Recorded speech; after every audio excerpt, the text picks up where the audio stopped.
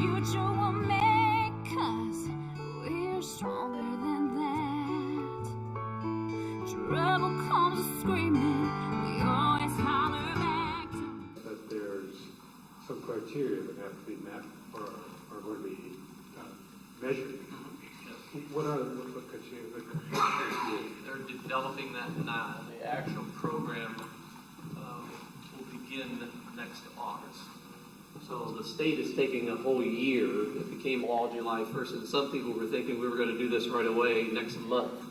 And they said there's no way we can do this next month. So they're going to take a whole year to develop all the standards and the types of measurements they want to see and how they're going to gauge the success of this program.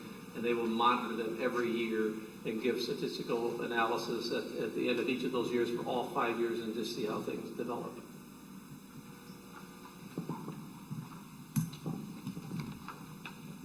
Is there any way that we can have input to that group making those decisions? Certainly, yes. Yeah, the school board, even private schools, they all have school boards and they all have principals. So absolutely, when you find out here in the next few days which schools those are, you can definitely email them or call them or write them and tell them what you think ought to be done. One of the components is that parents be involved, which was very wise on the part of that legislation, is that parents be involved. That's where we need families that are involved.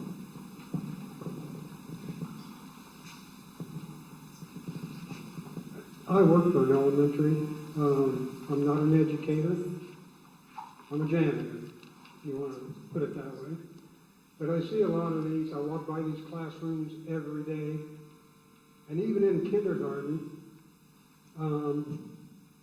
there may be 27 kids in there, not anybody saying a word. What they're doing is they're sitting on the computers. They barely can see over their desk.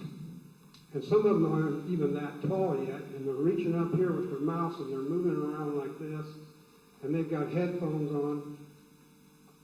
I can't understand why anyone thinks that a child in kindergarten needs to know how to work a computer.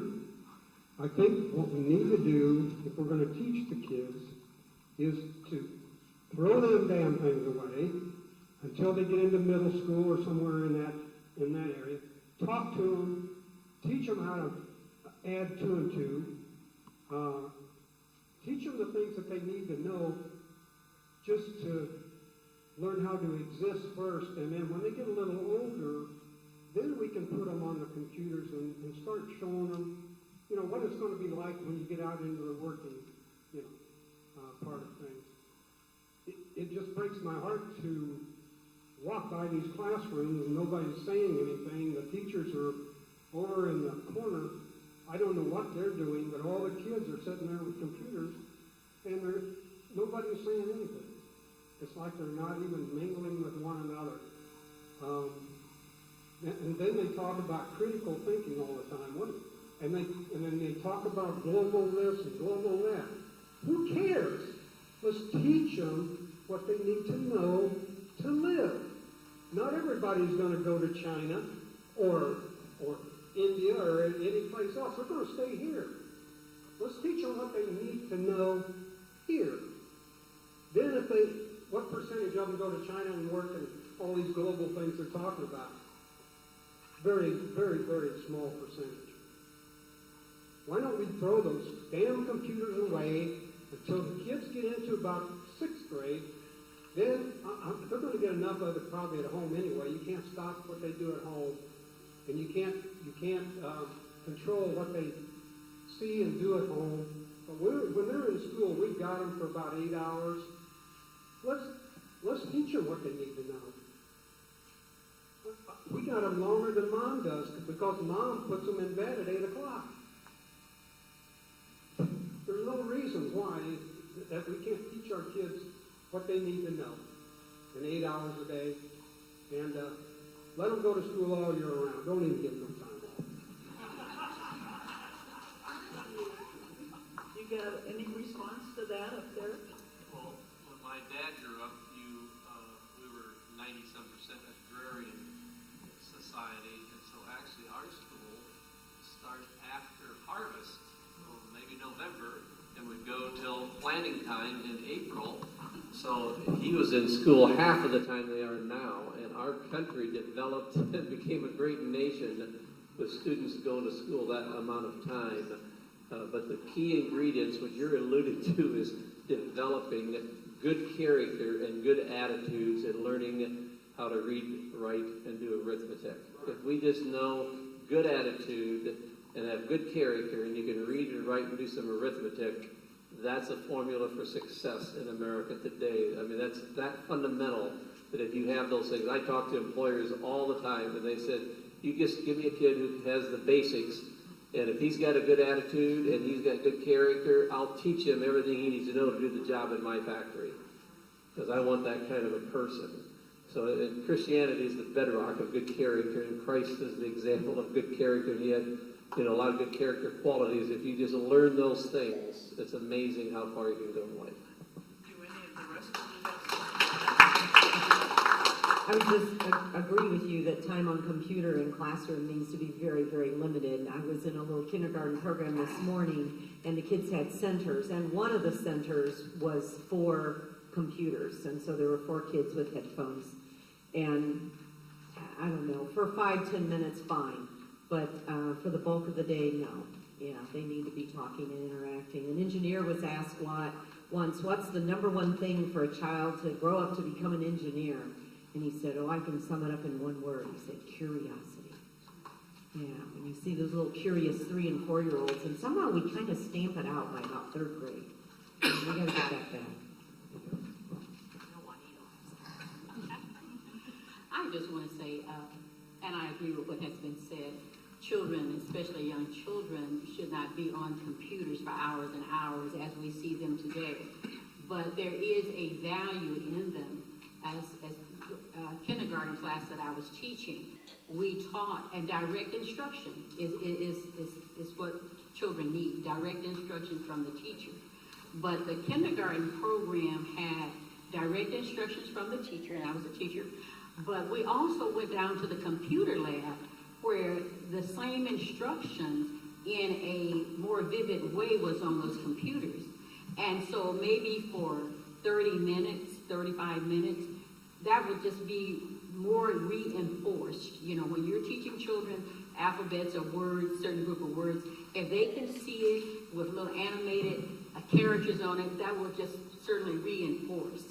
But I agree that they should not be stuck on computers for lengths of time, but that is helpful in some cases, that reinforcing of it. Children on computers at school. I mean, that's reinforcing what they're already getting at home. And I submit that it's too much of what they're getting at home. So how do you engender the ability to communicate? And your little program with teaching parents to talk to their babies is being stifled somewhat, I believe, in the classroom by putting them on computers.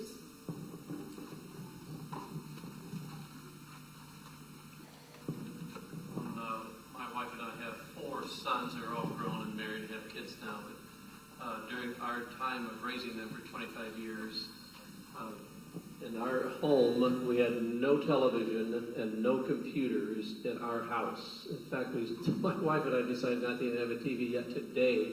We had no television in our house for 35 years, and our sons all were great readers, and we kicked them out of the house every day. If it was 0 outside, if it was 95 outside, you get outside and play, you do something out there, but get out of the house, get some fresh air and exercise, get the body going. And, I think you can have a home that's created with the right atmosphere that you can help your children perform better and do better. So when they went outside for half an hour and came back in, they're better to learn than if they didn't go outside at all.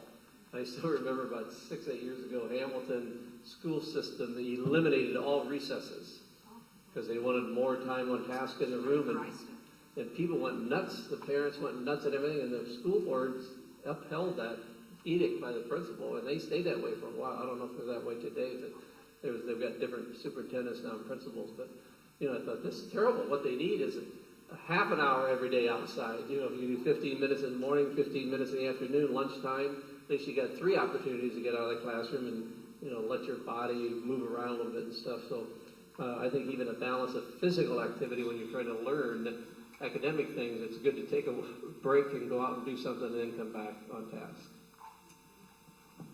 Any other questions? In answering your question, you know, how do you initiate the communication? I believe that learning begins at home. I believe as we teach our parents skills, reading skills if need be, but teaching them the importance of, like Dr. Zaire mentioned, interacting with their children, talking with their children, and that has been probably for a generation or two a lost art. We found that at the dinner table is when a lot of conversation took place at the dinner table. Well, that's no longer happening in many of the homes today for various reasons. Maybe mom's working, mom and dad's working, or whatever. But nevertheless, we stress that is utmost important in families today. Building strong, healthy families is communicating. And so at Friends of Bethany, we offer family engagement opportunities because it has been lost. This is something new to some of our moms. We took a group to the zoo, and it was kind of comical to me, but we partnered with other organizations, and we paid for them to go into the zoo, and we provided lunch afterwards. Well, one day, some of the parents wanted to be traveled or shuttled over from the zoo over to the park area where we were having lunch, which, I mean, that's like a hop and a skip for us. And so I thought, really? Well, my kids are hot, I'm tired, and so forth. And it's like, well, it's okay. Sit down, have a rest, and when you guys catch your breath, go ahead and we're going to go over to the park. But that was kind of bizarre for me because that was something common for us to get outside, like you said, walk, interact with one another, you know, and so forth, and be more creative in, you know, learning new games or ways to spend our time. And the same day, there was another young parent. The child was probably about 3 or 4, and a little toddler, and she was pregnant with another child. The young mom had a complete meltdown right at the ticket booth because her child was having a tantrum. And again, I scratched my head because I thought, well, gee, you know, you right. She looked at us, in fact, asked if we would tour the zoo with her and her child. She didn't necessarily know how to interact with her child because I believe it's just a lost art, you know, for various reasons. So it's teaching those tools to our young parents and helping them understand how important spending that time with the child, not only that natural bonding that's taking place, but helping them develop those skills as well. So, my advice would be each one, reach one. Every one of you know a 4-year-old boy or girl, or an 8-year-old, or an 11-year-old, right? It's a neighbor kid, it's a grandchild. Have them over, make popcorn, and teach them how to play checkers, how to play dominoes. Those old family games are becoming lost. And there is something warm and fun about sitting around a table, the dining room table, and playing Yahtzee and eating popcorn. You have to laugh, you have to talk, you have to think, you have to strategize, you develop critical thinking skills. Any of you play chess? Do I have any chess players? Oh my gosh. There we go. If you get a kid in a really gorgeous chess set, you know, that's maybe Civil War figures or, you know, has those really unique Dungeons and Dragons, I don't care. Just so that it's those cool big pieces, not those little tiny ones, but really cool pieces. Teach a kid how to play chess. Oh my gosh. Each one, reach one. We can turn our community around. I wondered if, Kayvon, if you would take a moment. I became aware of Friends of Bethany at a program that I was with a couple of the steering committee members from our group. And the thing that caught my attention with Kayvon when she was talking about Friends of Bethany, is that they take very limited, if any, federal funds. So I thought, okay, then how do you sustain the ministry? And then the second question that I had was, if you don't take federal funds, then that means that you are able to teach more from a Christian, Judeo-Christian perspective to help these young moms. And it was very interesting. Tell us a little bit about that, how you're funded, what your needs are, how can we help you, so on and so forth. We know about the books. Thank you, Judy. And no, we don't take federal funding. We have been primarily supported by in-kind donations, individual donations, and so forth. We're working toward looking at Christian foundations that support Christian ministries, because that is important to us, that we're able to share our faith with the families. We believe that the Lord Jesus Christ has prescribed those morals and those principles that we should be taught and live by. And that, to me, is what not only governs our life, but that's just how we live. And so to be able to teach that, although we're considered by the IRS as a faith-based organization, we can receive funding. And there's other things that we can do to receive funding, as fundraisers and things like that. But primarily, we've been supported by in-kind donations. All of the volunteers that work with us, I know I probably drive Ms. Tolbert nuts. Every month, we feed the families dinner, and we're now starting another group where we're providing a dinner as well. And every month, the Lord provides. How that happens, I don't know. It's like we have more than enough food to feed the families, and we're talking about a full, balanced meal. We'll have people to donate food to us. We'll use the food bank, community harvest food bank, where we can buy food at a discounted price and so forth. But funding has been limited, and it's been challenging, but the Lord has provided. So, in fact, we're housed at Trier Ridge Community Church, where we use the community center to facilitate our group sessions there. We use the office space, and Trier Ridge has been very generous to us, and I just love them because it's really the church that's connecting with organizations and providing a service to us and being the church to us as we're out in the community serving our community. So they've been a blessing to us. But that's pretty much how we've been funded, primarily through in-kind donations and individual donations.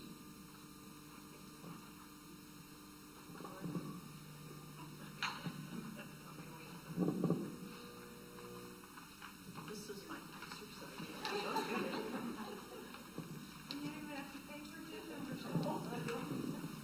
I've been listening and thinking about this problem you're bringing up about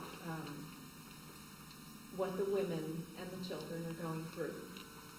And I'm trying to figure out exactly where the key component is, because although I didn't grow up this way, I had it easy. I had a mother who grew up in the Great Depression and most of the time didn't have enough food to eat. At the age of 9, she worked embalming bodies in the morgue. At the age of 11, she was babysitting 9 children at a time, younger than herself, and not having meltdowns. Her parents got divorced when she was 4 years old, in a time when no one's parents got divorced, and had a stigma herself because of her parents getting divorced. But I'm trying to see the difference between what she went through, which was great hardship, and what these women are going through. And I think the difference is 2 things. And one is she lived in a society full of discipline. Otherwise, how could she be an 11-year-old babysitting 9 children younger than herself? True. And these women are having to deal with abuse and drugs, which my mother did not have to deal with. So my question to all of you is, about breaking this cycle, because you're doing everything you can to help the women and the children. But if the men are still abusing and drug dealers are still in the community providing all the drugs, is there any program out there that is similar to Bethany House that re-educates these young men to be good fathers and good husbands? Not that that's up your alley, because that's not any of your programs, but do you know of anything? I know there's a charter school that started last year called the Smith Academy that was for boys only. With that in mind, we've got to raise young men to be men, and to be heads of the family. And so I think you're right on what you're saying. Is it having any success? I don't know. It's new, so I don't know. Smiths. Yeah, I don't know how they're doing. I don't know how they're doing, but they have small enrollment. Yeah. Yeah, it's 50 or 100 people, all boys. I think that's part of their program. And I can't think for sure right now, but there's I don't know if it's Turning Point, but David Wilkerson had a Crossing the Switchblade book back out in the 60s or whatever, and he started this ministry to, I think, men mostly at the beginning. And they still have it today. I don't know if we have a chapter in Fort Wayne. I know we have one in Elkhart that's still active today, where you take young men who've been on drugs and they run them through a great Christian rehabilitation center there and have great success with those young men. But that, that's a small number of men compared to all of them that are out there in the streets. There's a ministry called Blue Jacket that takes men from prison and as well as women and helps them get job skills and good clothes and gets them going, and they focus on men. And United Way has an amazing program called Real Men Read. And 260 men in Fort Wayne go into a classroom once a month, and every child gets a copy, brand new copy of the book. And they read the book to the kids. And kids will remember the man that came to their classroom the rest of their life. They're like heroes. They're like rock stars. The kids will cheer when that person walks in the classroom. And Big Brothers Big Sisters administers that program. Big Brothers Big Sisters, I think, is up to a waiting list of 500 boys who don't have a dad who would like a mentor. So guys, in Allen County, yeah.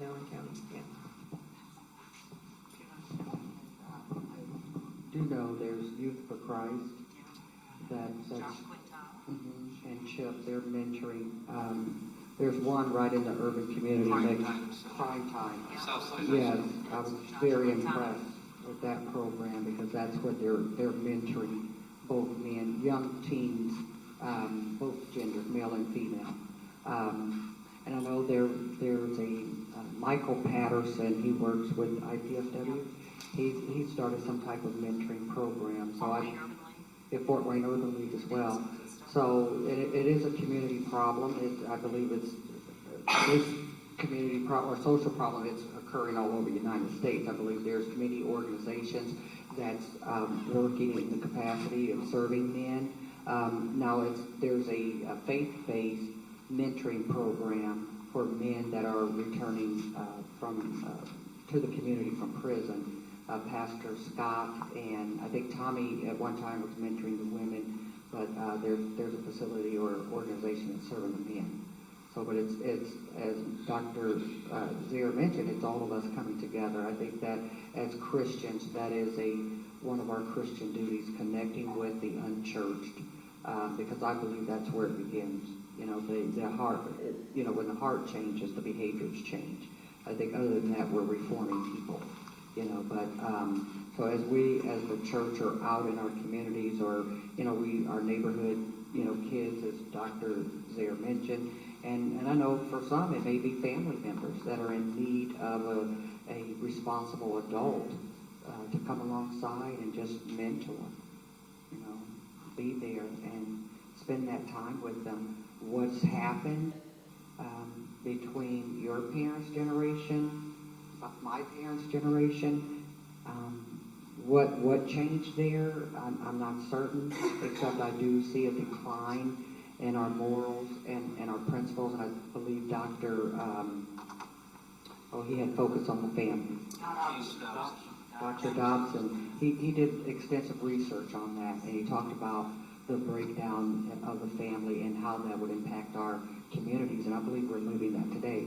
But based on my biblical beliefs, I believe it starts with our relationship with the Lord. I believe that men must stand up and be men, fathers must be fathers, teach their children spiritual, emotional, and just being the dad. My father, he did that, and I come from a two-parent household, and not only a two-parent household, but I had an extended family. My grandmother and my grandparents, aunts and uncles, they were there nurturing me. And if I did something wrong, they were in my face. And I always got caught every time I did something wrong. Oh my God, how were they catching me?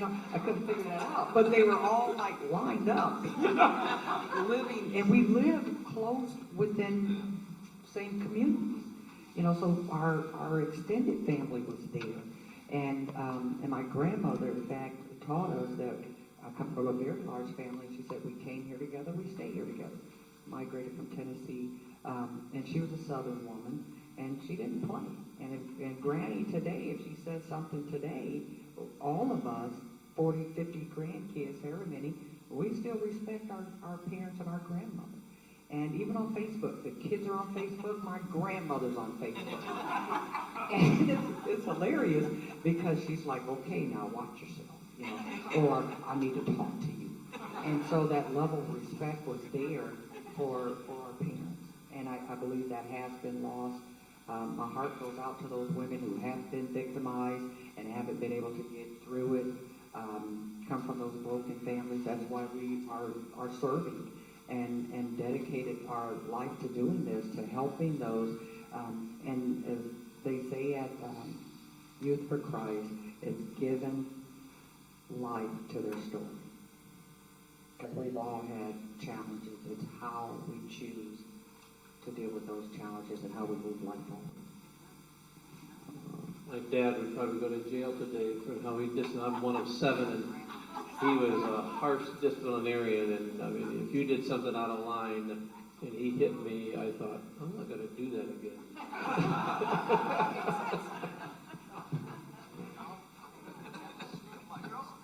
Our pastor was telling a story of he believes in spanking his little girl, and he said that he had called his little girl because she had done something wrong, and he said, I took her into a private room, told her to come and get over my knee, and I spanked her, and she stood up and she said, that didn't hurt.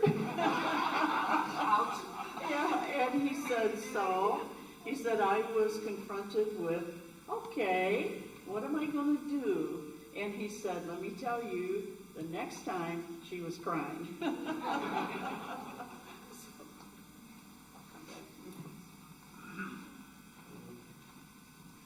I would like an answer to a question. Earlier, Senator, you alluded to the fact that Common Core has been dispensed with. My question is this. I'm a reading instructor at Indian Village, 3rd grade, because I believe from 1st grade through 3rd grade, or kindergarten through 3rd grade, we learn to read. From 3rd grade on, we read to learn. So I want to catch these kids at 3rd grade level. My experiences have been myriad and tie in with many that have